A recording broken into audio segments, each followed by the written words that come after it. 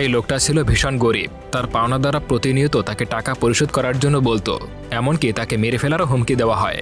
হঠাৎ একদিন তার কাছে একটা চিঠি আসে, সেই সঙ্গে একটা ম্যাপও পাওয়া যায় যেখানে রয়েছে তার দাদার আমলের গুপ্তধন। এরপর সে ঠিক করে সেই গুপ্তধনের মিশনে যাবে, কিন্তু তা ছিল একটা জেলখানার নিচে। চলুন দেখা যাক জেলের ভিতর থেকে কিভাবে ওই গুপ্তধন বের করে। শুরু হতে হতে চাইলে একটা সাবস্ক্রাইব করে দিতে পারেন। গল্পটা শুরু হয় একটা ক্যাসিনো থেকে, যেখানে একজন প্রডিউসার তার স্ক্রিপ্ট রাইটারের সঙ্গে কথা বলছে। এর মধ্যে জ্যাংও আছে। এই জ্যাং হলো একজন স্ক্রিপ্ট রাইটার। সে তার গল্পের উপর একটা ফিল্ম বানাতে চায়, কিন্তু তার কাছে পর্যাপ্ত টাকা না থাকার কারণে সে পারে না। এদিকে ওই প্রডিউসার একজন স্ক্রিপ্ট রাইটারকে মারে এবং তার হাতও ভেঙে দেয়, কারণ সে নির্দিষ্ট সময়ের মধ্যে স্ক্রিপ্ট জমা দিতে পারেনি। তিনি জ্যাংকে বলেন তার আর কতদিন সময় লাগবে। জ্যাং বলে আর 1 মাসের মধ্যে সে পুরোটা কমপ্লিট করে দিতে পারবে।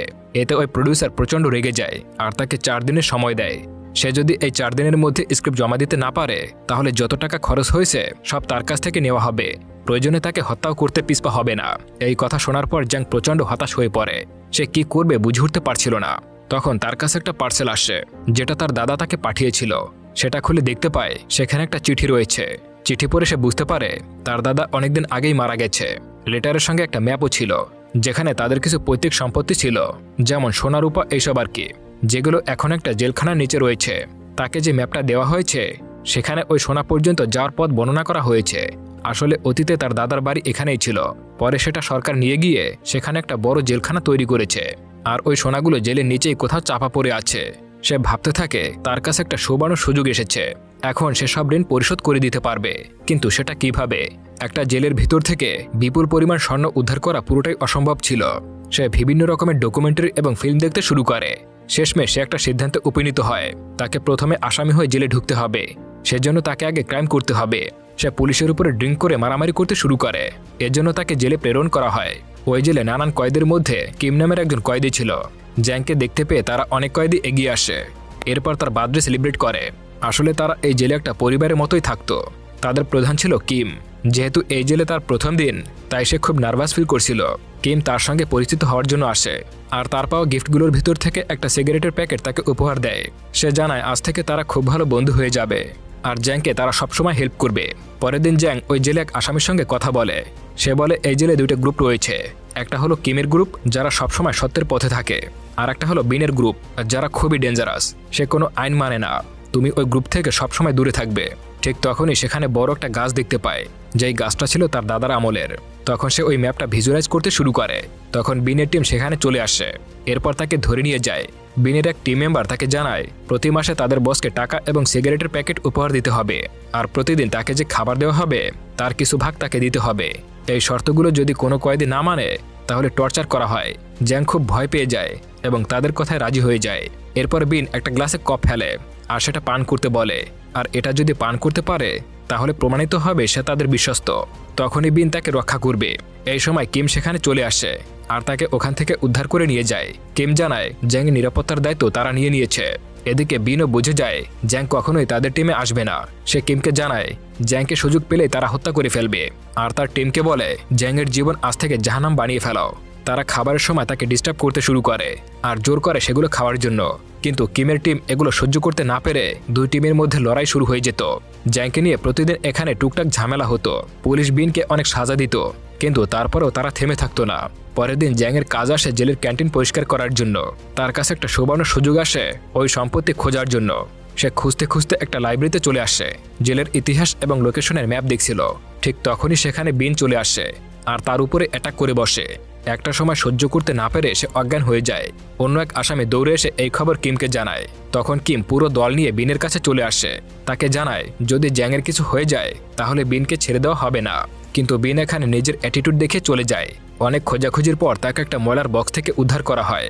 এখন সকলের কাছে একটা খবর ছিল যে জেলে একটা গ্যাংযুদ্ধ হতে পারে। জ্যাং এই সুযোগটা কাজে লাগাতে চাইছিল। সে ভাবছিল সবাই যখন যুদ্ধে নামবে সেই সুযোগে সে গুপ্তধন খুঁজতে থাকবে। আর এই ট্রেজার হান্ট করতে গেলে জেলের ম্যাপ তার কাছে খুবই গুরুত্বপূর্ণ। আর জেলের ম্যাপটা রয়েছে সিক্রেট একটা রুমের মধ্যে।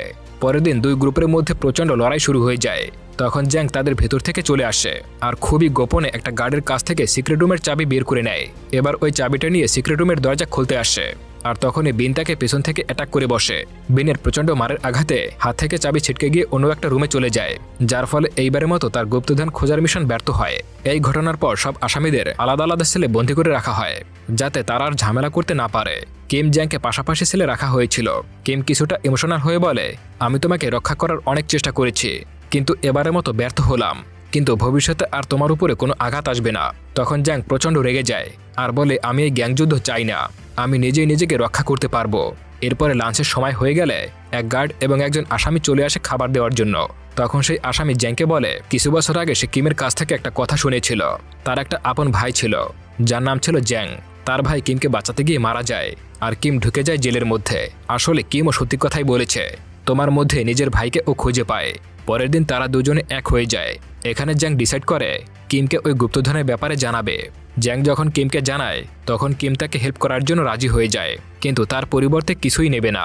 সে জ্যাংকে নিজের ভাইয়ের মতোই ভালোবাসে, আর ভাইয়ের সাহায্যের জন্য সে সবসময় প্রস্তুত।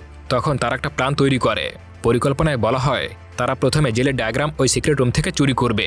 এর জন্য যে সিকিউরিটির কাছে চাবি থাকবে তাকে আগে পটাতে হবে, কিন্তু জেলের মধ্যে গার্ডকে ম্যানেজ করা খুবই অসম্ভব। তাই তারা তার ঘাড়ে এক প্রকার কাঠের গুঁড়ো লাগিয়ে দেয়। এই সিকিউরিটির কাঠের গুঁড়িতে প্রচুর অ্যালার্জি ছিল, সে অসুস্থ হয়ে যায়। এরপরে জ্যাং তাকে নিয়ে ডক্টরের কাছে চলে যায়। ডক্টর তাকে ইঞ্জেকশন দেয় এবং রেস্টে থাকতে বলে।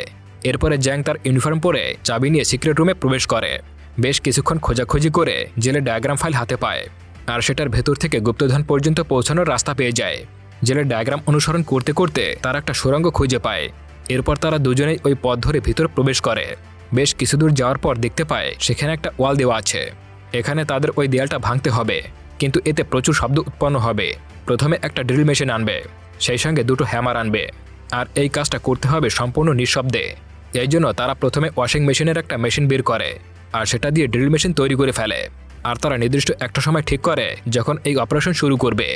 জেলের লন্ড্রিতে যখন জামা কাপড় ধোয়া হচ্ছিল, তখন তারা সেখানে প্রবেশ করে আর ড্রিল মেশিন দিয়ে দেয়ালটা ছিদ্র করে।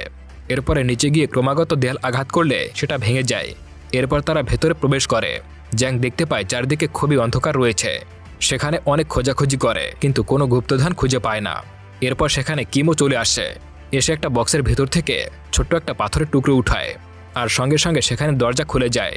আর দেখতে পায় সেই বক্সের মধ্যে অনেকগুলো স্বর্ণের বার রয়েছে। জ্যাং প্রচণ্ড খুশি হয়ে যায়। এখন তাদের সামনে নতুন চ্যালেঞ্জ উন্মুক্ত হয়ে গেছে। সেটা হলো এই সোনার বারগুলো নিয়ে কিভাবে জেলের বাইরে বের হবে। তারা সেই স্বর্ণের বারগুলো একটা কাপড়ে প্যাকেট করে ওয়াশরুমে নিয়ে আসে। সেগুলো লুকিয়ে রাখার জন্য একটা বালতির ভেতরে রেখে দেয়। এরপর তারা প্ল্যান করে সপ্তাহে যে একদিনের জন্য আসামিদের পোশাক জেলের বাইরে যায় ধোয়ার জন্য, সেই সব প্যাকেটগুলো তোলা হয় হ্যান্ডফার গ্লাভস দিয়ে। তারা সোনার বারগুলো ওই মেশিনের নিচে রেখে দেয়। এরপরে জ্যাং যখন বাইরে চলে যাবে, তখন সেখান থেকে নিয়ে নেবে। আর এই ঘটনা সেই দিন করবে যেদিন সে মুক্তি পাবে, অর্থাৎ চলতি মাসের 22 তারিখে। পরের দিন বিনও অ্যাটাকিং মুডে চলে আসে। কিমের দলের একজন মেম্বারকে চাকু দিয়ে আঘাত করেছে। তখন সে বুঝে যায় জ্যাংয়ের উপরেও ক্ষতি হতে পারে, এজন্য সে জ্যাংয়ের কাছে চলে আসে। এদিকে বিনও জ্যাংয়ের কাছে চলে এসেছে তাকে আঘাত করার জন্য। তখন তিনজনের মধ্যে প্রচণ্ড লড়াই শুরু হয়ে যায়। ঠিক তখনই বিন বালতির মধ্যে সোনার বারগুলো দেখতে পায়। তখন সে বুঝতে পারে এরা দুজন এতদিন এই সোনার বারগুলোর জন্যই কিছু করছিল। তখন ওই জায়গায় দুজন গার্ড চলে আসে। এরপর তারা তিনজন আগের জায়গায় দাঁড়িয়ে পড়ে, অর্থাৎ তাদের মধ্যে এতক্ষণ যে লড়াই চলছিল সেটা বুঝতেই দেয় না। এদিকে কিমের সেই সঙ্গীর অবস্থা আরও খারাপ হতে শুরু করেছে। পরের দিন দেখা যায় সেই ফিল্ম প্রডিউসার সেই জেলে আসামি হয়ে ফিরে এসেছে। সে জ্যাংকে বলে তার টাকা তাকে ফেরত দিয়ে দিতে হবে, নয়তো এখানেই সে তাকে হত্যা করে ফেলবে। তখন ওই জায়গায় বিনও চলে আসে আর তাকে প্রডিউসারের হাত থেকে বাঁচিয়ে নেয়। তখন জ্যাং বিনকে বলে সে কেন এই জেলে এসেছে আর উদ্ধার হওয়া সোনাগুলো নিয়ে বাইরে চলে যাবে। তখন বিনও বলে সেও এই জেল থেকে পালিয়ে যাবে, একই সময় একই দিনে। তখন জ্যাংকে জানায় এই সোনা জেল থেকে বের করা অসম্ভব, এবং বিন তাকে প্রচণ্ড মারতে থাকে। সেখানে কিমও চলে এসেছে। সে প্রথমে বিনকে এই প্ল্যানে নিতে চাচ্ছিল না, পরে জ্যাং তাকে অনেক বুঝায়।